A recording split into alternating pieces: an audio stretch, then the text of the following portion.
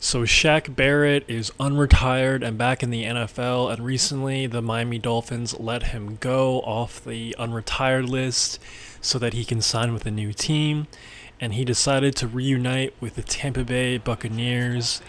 I love this move a lot. Shaq was obviously a beast on Tampa Bay for a hot minute before getting moved to Miami, and he is a Super Bowl champion there, and the Bucs definitely need help defensively.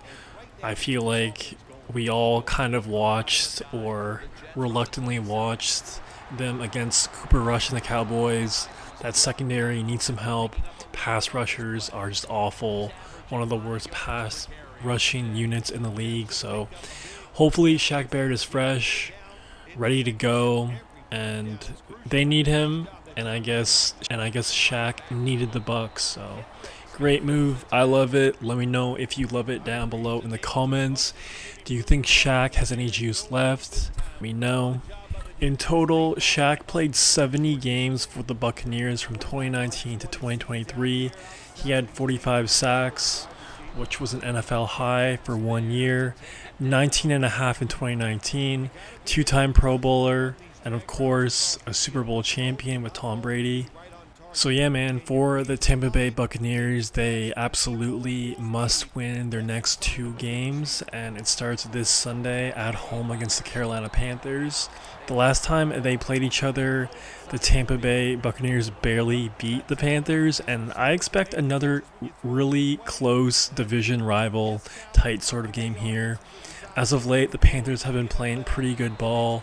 Just last week, they destroyed the Cardinals' playoff hopes. And, in the previous past 4 or 5 weeks, they almost beat the Chiefs. They should have beat the Eagles as well. So this team is competitive. Bryce Young is kind of looking like a guy in the league. I'm really curious to see what he looks like a year from now with the full offseason. Hopefully they add more weapons and they build that defense, build that O-line a little bit more. Chuba Hubbard is a great player as well. I like him a lot. But going forward, if you're a Panthers fan, optimism is in the air, and good for Bryce Young.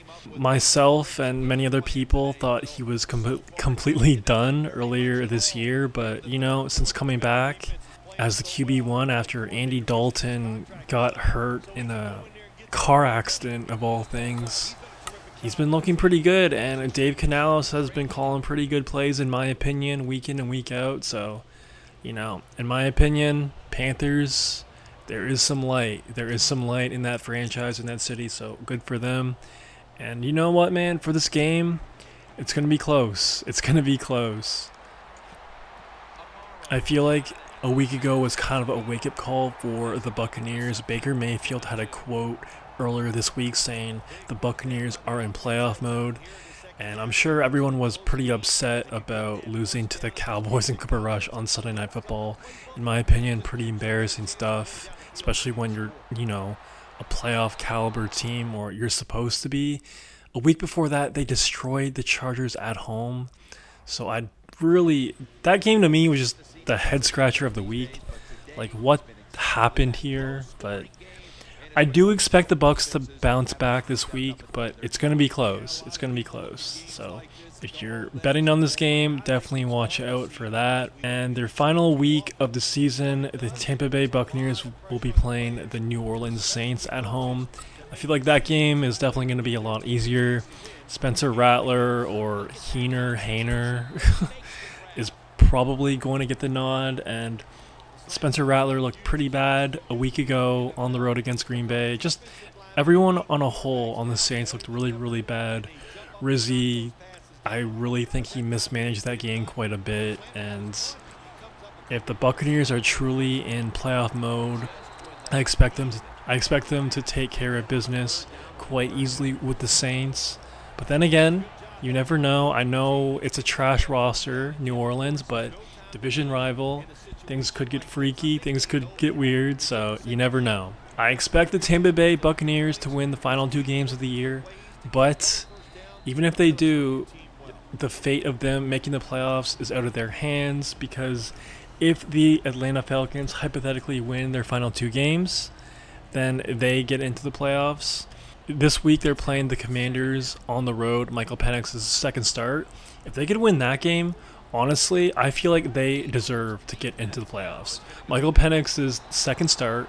It's a road game. It's a primetime game, and you're playing a playoff team. The Commanders are a playoff team. The Commanders are going to the playoffs for the first time in a while. So, you know what, man? I like the Bucs. I do, but they kind of blew it. They kind of blew it. So, kind of have to see what happens here. Let me know who you think is going to make it to the playoffs, Tampa Bay or Atlanta. As of right now, the odds of Tampa Bay making the playoffs are 50%, and Atlanta is at 56%.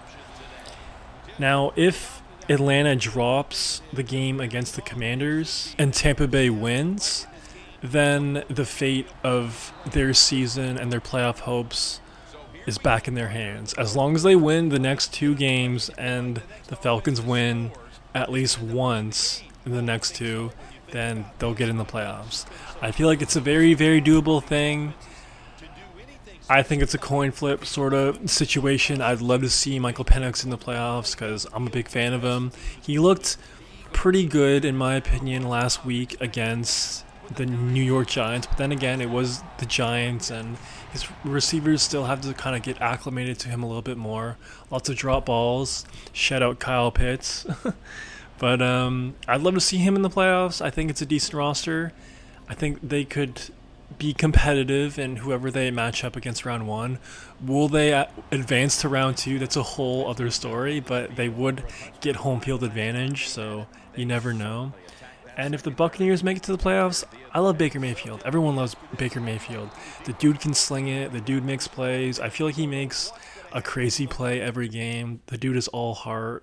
And, Mike Evans, Hall of Fame player, been a baller since 2014, since entering the league with Johnny back in the day.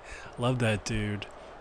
Bucky Irving, also a star this year. So either way, it's a win-win for us as NFL fans.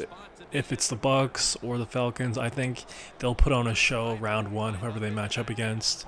So, again, let me know who you think is going to make the playoffs and who would you rather see in the playoffs if it were up to you. Now, like I said, they would be hosting a home game because whoever wins will be the NFC South champion.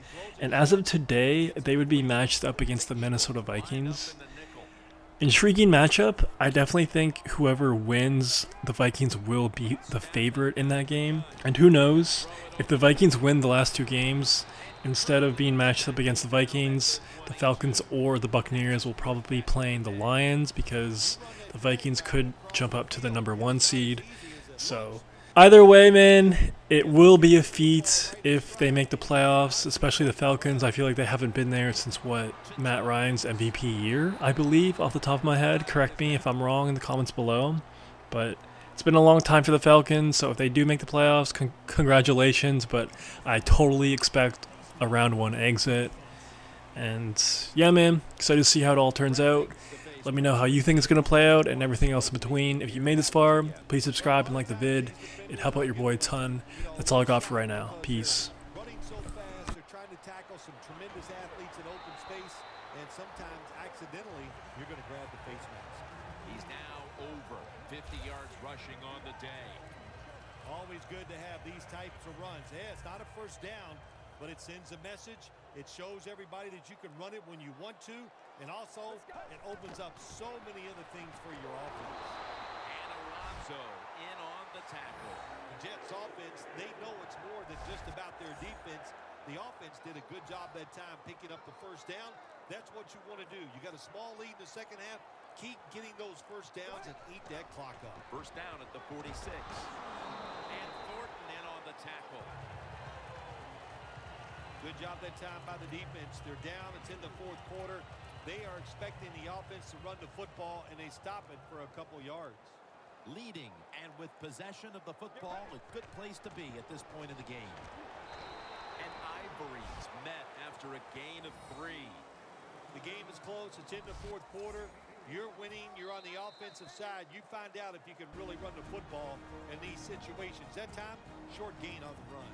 Play number 6 coming up on this drive. The Jets had to put last week's heart-wrenching loss behind them, and they've done that so far, although they've got another game that might be coming down to the wire. Yes, they do, Jim, right now. But what did you learn from last week's defeat?